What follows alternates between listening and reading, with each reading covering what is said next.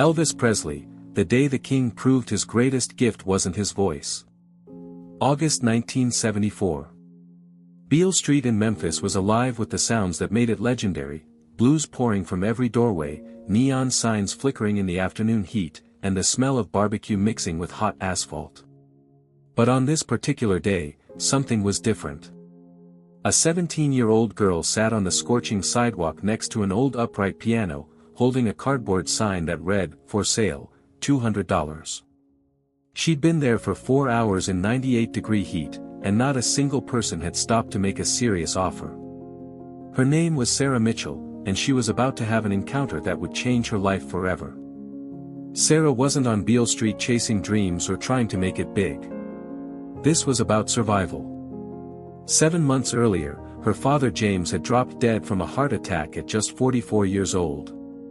One minute he was playing piano at Sunday service, the next he was gone. James Mitchell had been a session musician back in his day, never famous but skilled enough to work backup for Sun Records in the late 50s and early 60s. He'd played on tracks nobody remembered with artists whose names faded into history. But he'd been there, breathing the same air as the men who created rock and roll. After the music industry moved on, James became a piano teacher, giving lessons to neighborhood kids for $10 an hour. It wasn't much, but it was honest work. The piano Sarah was trying to sell had been his most prized possession, not because of its value, but because it had belonged to his mother. That Kimball upright from 1952 was where James had taught Sarah everything he knew. Every afternoon after school, they'd sit side by side on that bench, his hands guiding hers over the keys. Her favorite song was "Can't Help Falling in Love," and her father would sing along while she played, his voice warm and full of love. But now James was gone, and reality had a cruel way of crashing down. Sarah's mother Dorothy was working full-time at a fabric store, pulling in $900 a month that barely covered rent, utilities, and food for 3 kids. The life insurance policy James thought he had lapsed. He'd missed payments during a slow month 2 years back and never caught up. Last week, the eviction notice came. They had until September 1st to scrape together $600 in back rent or they'd be on the street. Dorothy took extra shifts. Sarah babysat every night after school. Her younger brothers collected bottles for deposit money. Together, they'd managed to scrape up $400. They needed $200 more, and the piano was the only thing they owned worth anything. Sarah knew what selling it meant. That piano was the last physical piece of her father she had. But she was 17 years old and understood what her mother wouldn't say out loud: you can't sleep in a piano, you can't eat memories, and sometimes survival means letting go of the things you love most. So there she sat, watching hundreds of people pass by. Some stopped to look. A few asked questions. Does it work? Can you deliver it? Will you take $50? One guy laughed and said, "Good luck with that, honey." Nobody was buying a full-size upright piano from a teenage girl on a sidewalk. Sarah's eyes burned with tears she refused to let fall. Her father always said Mitchell women were strong, that they bend but don't break. But right now, she felt like she was about to shatter. Then at 2:17 p.m., everything changed. A man in dark sunglasses and a black leather jacket walked down Beale Street, alone. This was unusual. Normally Elvis Presley traveled with an entourage, security, friends, hangers-on. But sometimes even kings need to escape. He'd driven himself from Graceland in his Stutz Blackhawk and parked 3 blocks away just to walk, just to remember. Elvis was 39 years old. His '68 comeback special had revitalized his career, and he'd spent recent years performing to sold-out crowds in Vegas, making millions. He'd bought Cadillacs for strangers, paid off mortgages on a whim, handed out cash to anyone who looked like they needed it. But lately, he'd been thinking about the past. About Lauderdale Courts, the housing project where he grew up. About his mother Gladys and how they'd been so poor that sometimes all they had was cornbread and beans. About the day he bought her that pink Cadillac and saw her face light up like Christmas morning. Walking slowly down Beale Street, Elvis was remembering. This place had changed, but it still felt like home. As a teenager, he'd sneaked into clubs here to hear blues musicians play, absorbing everything, learning the music that would become the foundation of his sound. Then he saw her, the girl with the piano and the cardboard sign. At first, it was just curiosity. You don't see pianos on sidewalks every day. But looking closer, he saw something that made his heart ache. Her face. She wasn't begging, wasn't performing. She was just sitting there with quiet desperation, hoping for a miracle.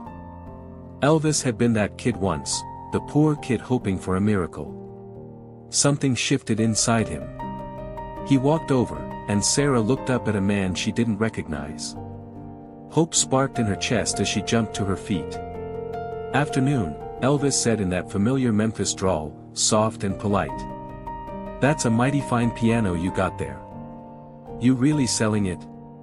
Sarah nodded quickly. "Yes, sir. It's a Kimball 1952. Perfect working condition. My father took really good care of it. Only $200. Elvis walked around the piano slowly, running his hand along the wood. Then he sat down on the bench right there on the sidewalk and lifted the keyboard cover. His fingers touched the keys gently, testing them. They were perfectly in tune.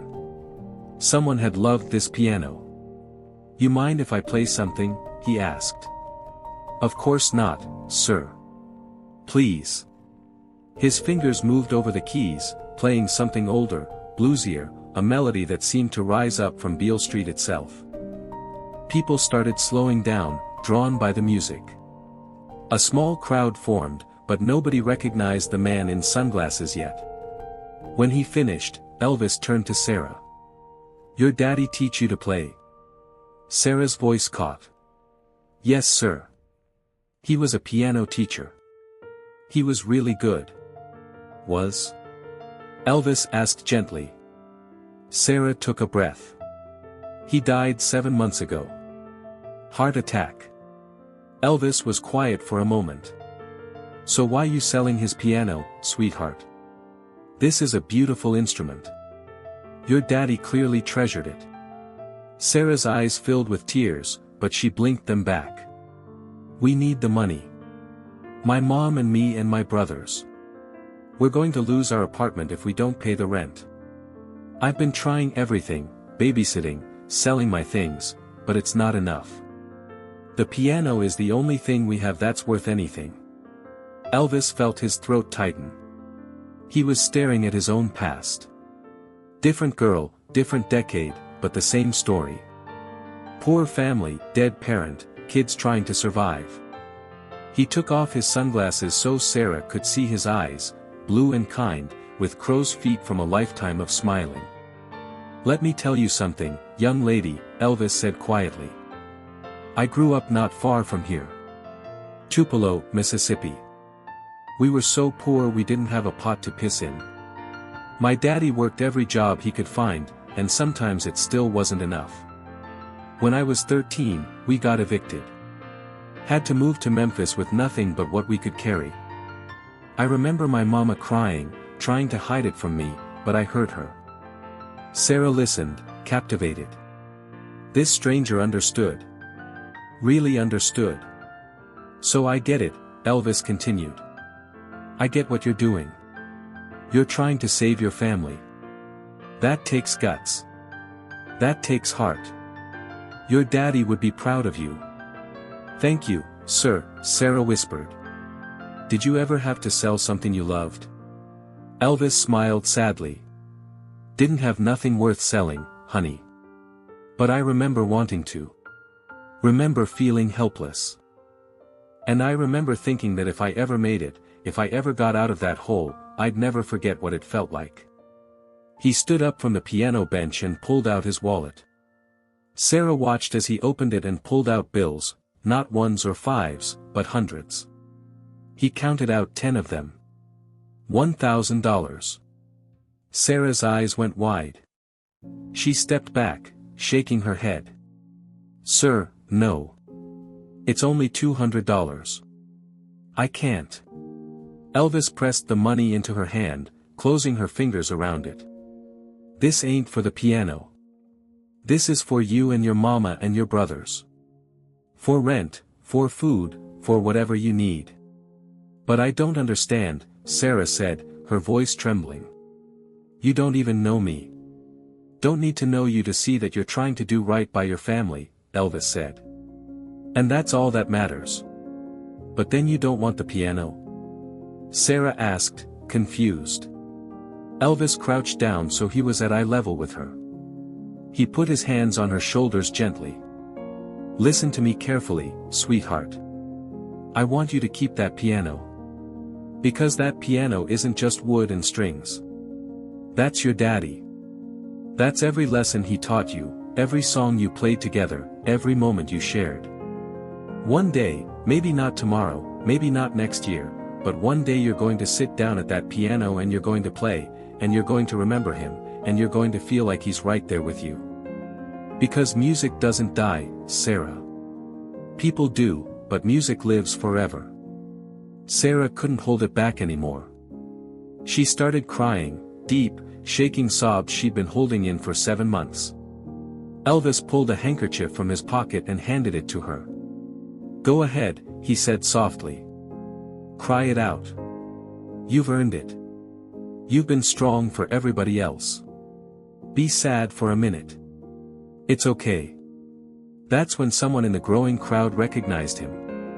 A woman gasped. "Oh my God, that's Elvis. That's Elvis Presley." Suddenly everything changed. A local news crew that had been filming a segment about Beale Street turned their camera toward the commotion. People started running over, shouting, reaching out. Elvis stood up, instinctively moving to shield Sarah from the sudden rush. All right, y'all calm down now," he said, his voice warm and commanding. "Just having a conversation with my friend here." But the crowd kept growing. Voices called out, "Elvis, can I get an autograph? Elvis, what are you doing here? Elvis, I love you." Elvis turned back to Sarah one last time. He took her hand and squeezed it. "You keep that piano, you hear me? And you play it every day. Because your daddy's listening, and he wants to hear you play." "Are you really Elvis Presley?" Sarah asked, still stunned. Elvis laughed. "Last time I checked. But that don't matter right now. What matters is you're going to be okay. You and your family. You're going to be just fine." Security arrived, trying to manage the crowd.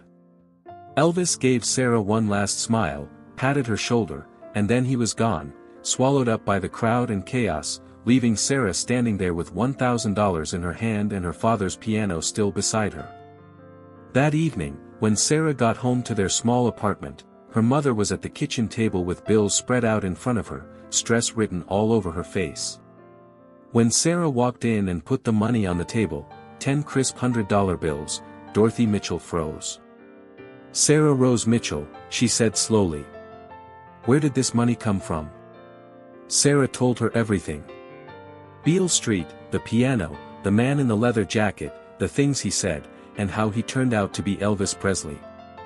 Dorothy's face went through a dozen emotions: shock, fear, disbelief, and finally tears. "Oh baby," Dorothy said, pulling Sarah into her arms. "Your father would be so incredibly proud of you." That night, for the first time in 7 months, Sarah sat down at her father's piano. Her fingers found the keys, and she played "Can't Help Falling in Love." It wasn't perfect. Her fingers were stiff and she missed a few notes, but she played. And as she played, she could almost hear her father's voice singing along. 3 days later, Sarah's story exploded. The news footage of Elvis with the girl and the piano aired locally, then got picked up nationally. Within a week, the video had been seen by 12 million people. The story touched something deep in America's heart: the king of rock and roll, the richest entertainer in the world, stopping to help a struggling teenager on the same street where he'd once dreamed his own dreams. A fundraising campaign started without Sarah's knowledge. The first day, $3,000 came in. By the end of the week, it was $25,000.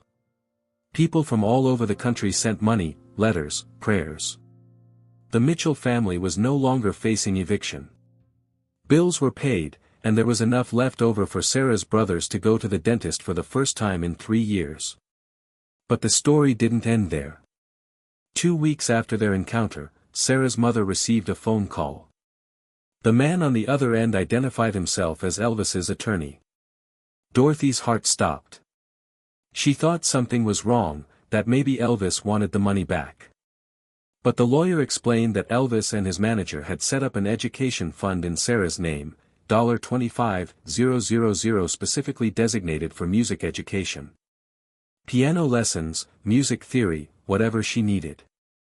It would be waiting for her when she was ready. Elvis hadn't told anyone about it.